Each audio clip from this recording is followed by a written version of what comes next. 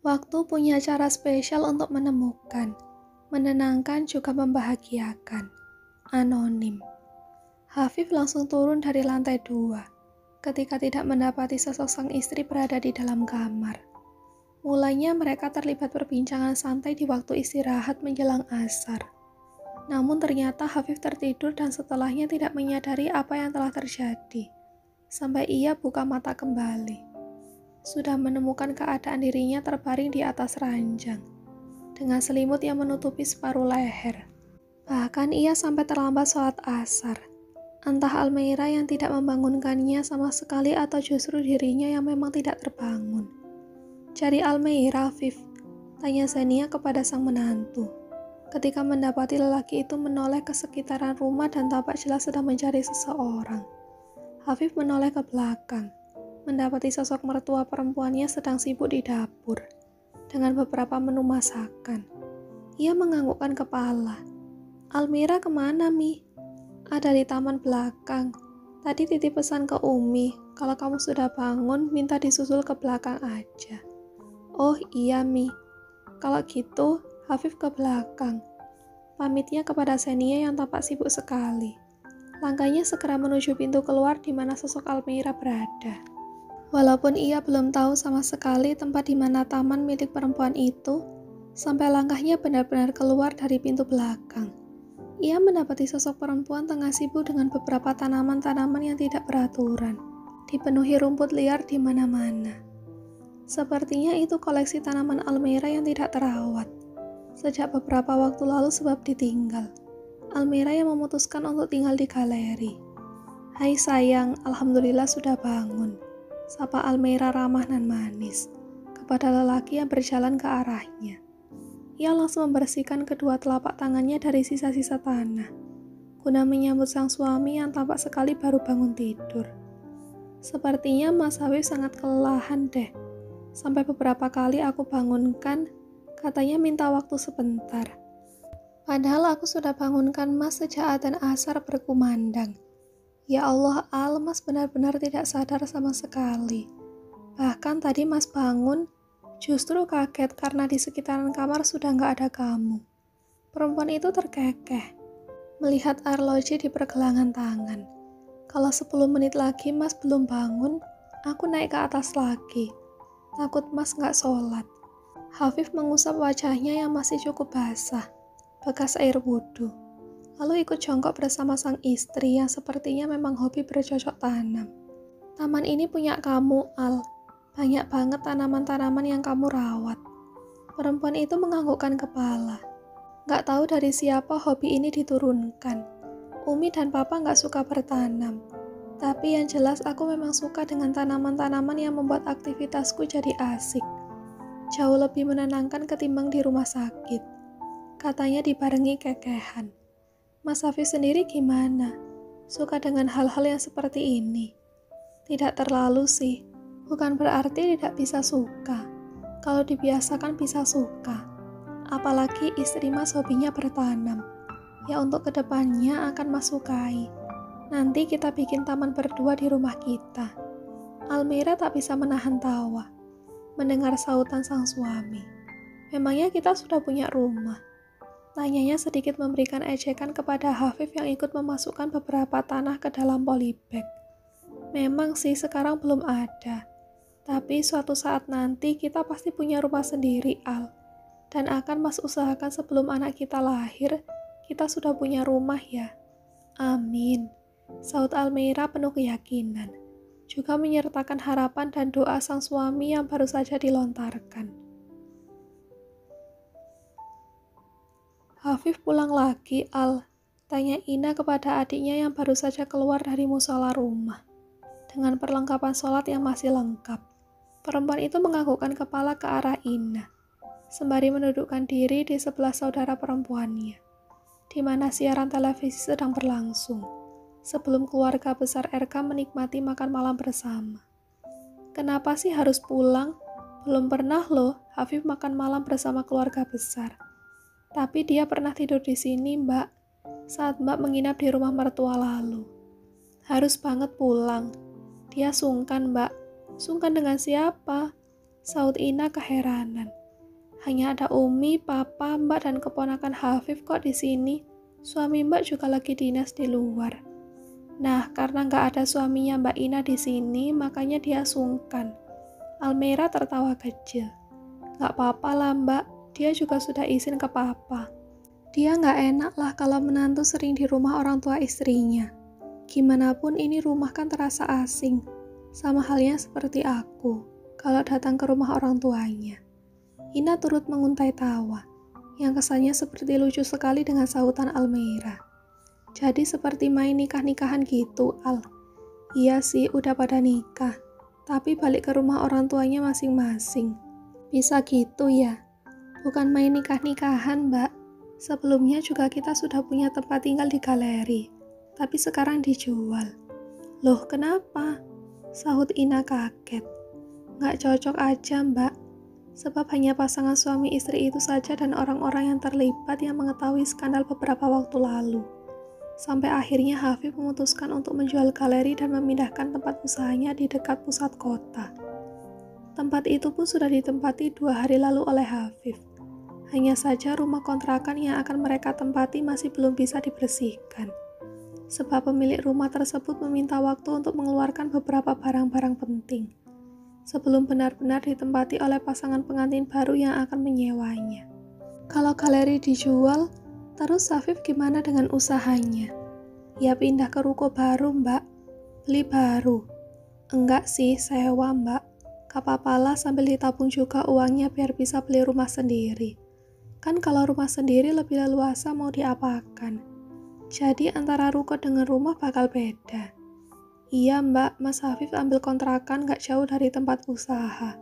Katanya biar gak ribet, kalau bisa tempat tinggal. Mas Hafif sering bawa timnya ke galeri. Kalau ada aku kan mereka jadi sungkan. Apalagi galeri yang sekarang jauh lebih kecil dibandingkan galeri yang 2 lantai lalu. Yang sewa ini hanya 1 lantai. Almira kembali menganggukkan kepala. Iya Mbak, tapi panjang ke belakang. Masih bisa disekat untuk kantor Mas Hafif kerja. Suamimu benar-benar pekerja keras ya, Al. Udah punya istri harus kerja keras lah, Mbak. Kalau enggak, nanti istri dan anak-anaknya mau dinafkahi apa? Terus dia kapan selesai S2? Itu aku nggak tahu. Sahut Almira cepat. Sepertinya sih sedang proses tesis akhir dan nggak gampang juga untuk mengajukan tesis seperti itu. Apalagi dia anak hukum. Aku juga nggak terlalu tahu mengenai kuliah Mas Hafif, karena bukan jurusan aku juga sih. Paling memastikan saja, dia lagi ada di mana. Biasanya dia izin pulang malam karena menemui pembimbingnya. Hayo kan, sudah merasakan gimana ribetnya dengan pernikahan. Kenapa kamu lalu harus menerima Hafif dengan cepat? Sekarang sudah menikah jadi bingung sendiri. Tapi aku nggak menyesal, Mbak. Alhamdulillahnya Umi dan Papa nggak masalah banget. Aku numpang di sini. Almira meluruskan kaki ke atas meja, sembari menikmati siaran televisi yang masih terus berputar, sesuai dengan acara setelah azan maghrib tadi. Dokter Almira. Pagi Tante, Dokter Almiranya masih ada. Sia melontarkan pertanyaan kepada perempuan parubaya yang sedang sibuk di teras rumah. Sia, Masya Allah ketemu lagi ya. Sengaja mau jemput Almira ya? Betul Tante, orangnya ada di dalam, sepertinya baru selesai mandi. Masuk saja Sia, kalau bisa sarapan dulu bareng dengan Almira. Ada Mas Hafif nggak Tante? Suaminya nggak pernah tidur di sini sih, tapi kalau siang sampai sore ada. Oh ya udah Tante, aku masuk ya, ujar Sia kepada Zenia setelah melepaskan sepatu di anak tangga. Perempuan parubaya itu mengangguk, mempersilakan sahabat sang anak untuk menemui Almira di dalam kamar. Sia segera menaiki tangga yang akan mengantar dirinya ke kamar milik Almira, berada di lantai 2. Sampai pintu bertuliskan Almira Hafsa terlihat di pelupuk mata. Ia segera memberikan 2 ketukan berturut-turut, sampai terdengar suara perempuan dari dalam. Ya siapa? Gue Sia. Oh iya sih, masuk aja, ujar perempuan itu mempersilahkan. Kena pintu berputar, Sia langsung mendapati wajah Almira yang sedang sibuk dengan polesan-polesan make up tipis sebelum berangkat ke rumah sakit. Wah, cantik banget ini Bu Dokter. Bisa-bisa belum disuntik pasiennya udah sembuh duluan. Ledek Zia kepada perempuan yang duduk di kursi rias. Almira memberikan satu dengusan setelah mendengar ucapan sang sahabat. Udah sarapan belum sih? Ya belum lah. Sarapan bareng aku aja di sini. Sepertinya Umi tadi sudah masak. Iya, tadi Tante Zenia juga minta aku buat sarapan dulu bareng kamu. Gak mungkin gue langsung sarapan kan? Almira terkekeh, menganggukkan kepala seraya memasangkan hijab yang ia kenakan hari ini. Kenapa sih Mas Hafif gak pernah tidur di sini? Kata Tante Zenia gitu. Bukannya lo setiap malam tidur di rumah orang tua ya? Ternyata gak hanya kamu saja yang keheranan. Kenapa Mas Hafif gak mau tidur di rumah orang tuaku? Yang pertama tentunya dia sungkan. Ini kan rumah mertua. Padahal sebenarnya aku gak masalah sih. Orang tuaku kan orang tua dia juga. Hanya saja katanya kalau mertua itu agak beda sebagai orang tua. Tapi pernah sekali dia menginap di sini. Itu karena aku yang paksa dia datang ke rumah. Kedua, dia juga sibuk dengan bimbingan tesis. Kalau misalkan tidur di sini, tentu dia sungkan harus angkat telepon saat mengerjakan tesis. Terus waktunya sering habis dipakai begadang. Apa kata orang tuaku kalau misalkan masih melihat Mas Hafif belum tidur sampai jam 3 pagi? Masa istrinya dibiarkan sendirian di dalam kamar? Dia juga sudah izin papaku untuk nggak menginap di sini. Setiap hari juga datang ke rumah, sautnya santai. Terus gue lihat galerinya dijual. Kenapa? Banyak anehnya sih di galeri itu. Sejak dia terlibat skandal bersama Aisyah lalu, intinya bukan hanya aneh di dia saja, tapi di aku juga. Aku pun tidak tahu, apa ini bisa berhubungan dengan sesuatu yang tidak berkenan dengan penghuninya di sana atau gimana. Yang pasti agak menyeramkan, aku sampai takut.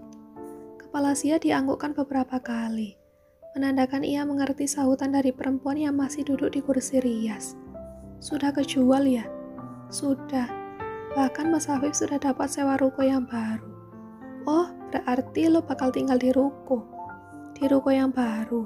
Almira meyakinkan sekali lagi dengan pertanyaan Zia. Iya. Enggak. Mas Hafif memutuskan untuk mengontrak rumah. Enggak jauh dari ruko sih. Sekitar 30 menit. Cuma belum bisa ditempati. Karena pemiliknya minta waktu untuk keluarkan barang-barang penting. Lo enggak nyesel dinikahi lelaki yang baru banget merintis dengan usahanya? Dan lo harus digotong ke sana ke sini. Almira tampak berpikir sejenak, namun senyumnya tak bisa lekang dari sudut bibir. Kalau dibilang menyesal, tidak sih. Aku justru merasa bahwa aku adalah perempuan yang akan menjadi saksi satu-satunya dari perjuangan Mas Hafif saat merintis usaha. Misalkan nantinya usahanya langsung cepat naik, alhamdulillah kalau bisa seperti itu. Akan menjadi satu momen dan kenangan manis buat kita berdua. Bisa merasakan indahnya pindah dari satu tempat ke tempat lain. Perjuangan kita berdua walaupun agak menyedihkan. Sebenarnya aku belum pernah berada di posisi seperti ini. Tapi setelah menikah jadi merasakan. Ternyata tidak gampang membina pernikahan rumah tangga. Ini masih berdua, belum ada anak. Rencananya mau langsung punya anak, atau tunda beberapa bulan. Berharap sih bisa dapat keturunan langsung. Sudah cukup umur juga kan, kesiapan mental juga sudah ada yang punya keturunan. Tapi sudah ada malam pertama dengan Mas Hafif belum? Sudahlah, 2 bulan menikah juga sama dia walaupun dia masih malu-malu kucing. Aduh, kalau kilas balik aku jadi malu sendiri. Karena saran kamu selalu membuat aku tersudutkan tahu. Perempuan itu tergelak, menepuk pundak Almira dengan wajah sedikit sebal. Gue hanya memberi saran, biar lo segera melepaskan masa gadisnya ke suami sendiri. Katanya mau punya anak cepat, masa harus ditunda-tunda terus? Itu Mas Hafif aja yang banyak alibi. Sampai akhirnya bulan kedua pernikahan, lo baru bisa merasakan bagaimana surga dunia itu ada. Seperti tidak mungkin tapi sudah terjadi. Realitanya benar-benar sampai detik ini, aku berpikir beneran tidak sih dia Mas Hafif. Jadi lo maunya bukan dia. Bukan seperti itu maksudku sih. Aku masih belum benar-benar yakin kalau Mas Hafif sudah ada kemajuan. Sia menundukkan diri di tepi ranjang. Sayang banget lo gak diizinkan tinggal di rumah orang tuanya Mas Hafif. Makanya lo masih berada di sini. Iya, aku sempat dengar juga sih dari Mas, kalau uminya tidak bersedia sampai Mas Hafif bawa aku ke rumah sana. Alasannya karena aku orang asing, dan Mas Hafif punya hak untuk menyediakan tempat tinggal kepadaku sebagai seorang istri. Sepertinya Umi memang mendidik anak laki-lakinya untuk mandiri. Padahal anak lelaki semata wayangnya di rumah itu, tapi tante gue memang gak pandang bulu. Mau anak satu-satunya di rumah ataupun bukan, tante gue bukan tipe orang yang melihat dia anak pertama, anak kedua atau gimana. Kalau sudah lepas, sudah dewasa dan sudah punya keluarga, harus punya kendali dan tanggung jawab masing-masing untuk diri dan juga keluarganya. Beruntung banget sih lo Al, bisa dapat mertua seperti tante gue.